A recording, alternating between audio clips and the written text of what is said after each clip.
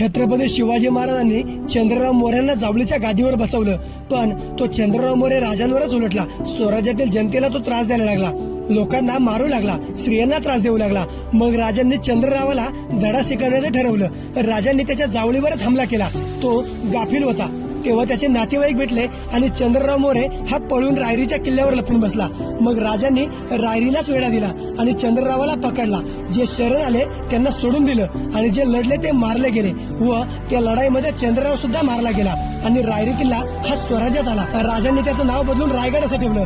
पुढे हाच किल्ला राजधानी म्हणून निवडला, कारण राजगडवर मिर्झा राजा जेव्हा चालून आला तेव्हा तो एकदम किल्ल्याच्या जवळ आला होता आणि हे धोक्याचं होतं. आणि रायगडच्या आजूबाजूला खाडीचा प्रदेश, दलदलीचा प्रदेश, तिथे शत्रू तग धरू शकत नाही आणि पावसात टिकूच शकत नाही. आणि तिथून सगळ्या कोकण प्रदेशावर सुद्धा लक्ष देता येईल, कारण त्यावेळी सगळी माल वाहतूक कोकणातून होत होती. म्हणून राजांनी रायगड किल्ला राजधानी म्हणून निवडला होता.